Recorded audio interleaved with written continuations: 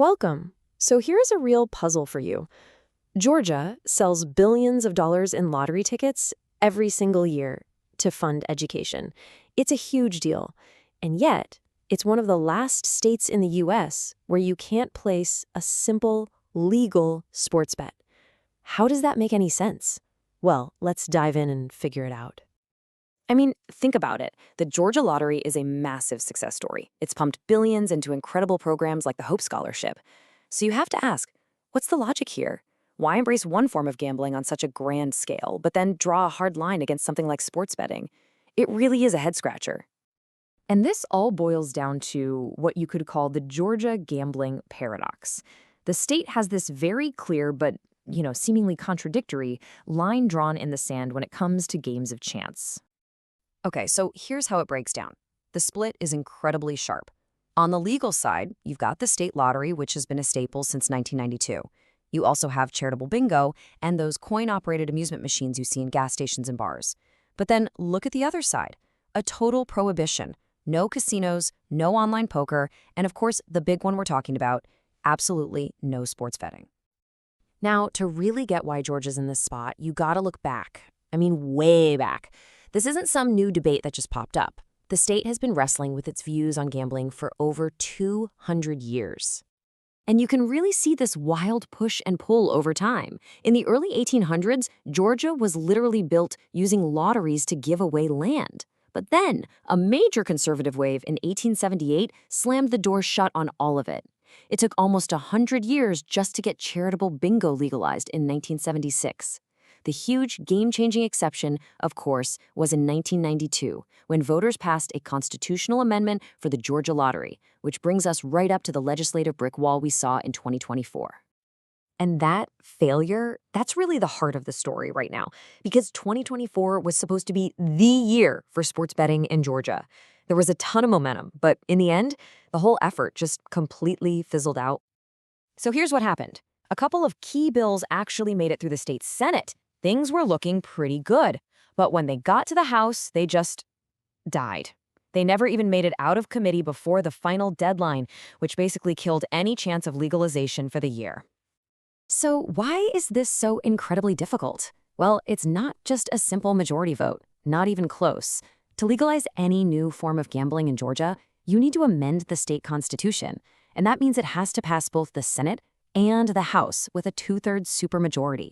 And even if it clears that hurdle, it then has to be approved by a majority of voters in a statewide election. It's a ridiculously high bar to clear. And this is where things get really interesting, because this tough legal process creates this massive tension between what's happening under the Gold Dome and what the public actually seems to want. For example, check this out.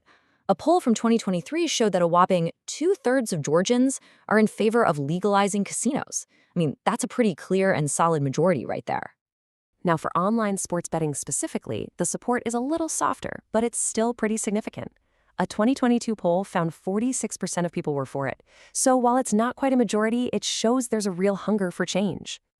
But all that public opinion runs smack into this one sentence in the Georgia Constitution. The language is incredibly strict. It says, all lotteries and other schemes of chance are hereby prohibited, period.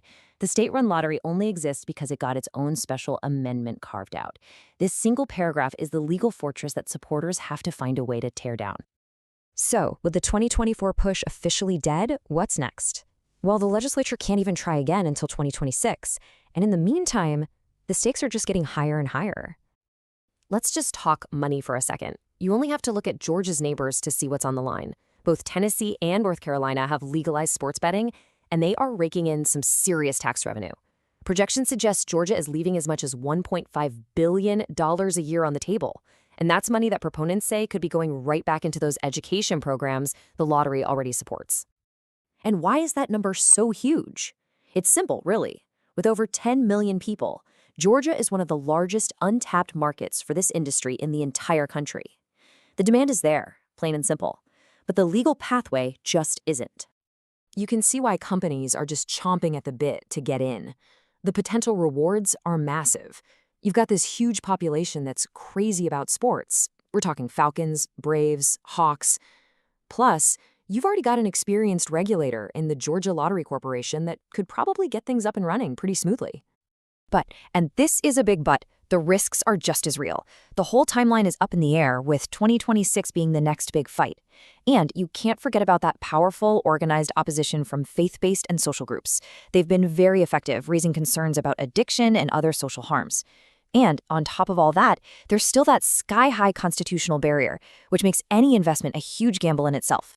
So that's where we are. The players are all at the table. You've got public support, massive economic potential, a really restrictive constitution, and deeply passionate opposition. With the next chance 2 years away, you have to wonder, will Georgia's leaders finally decide to bet on change, or are they going to fold their hand once again?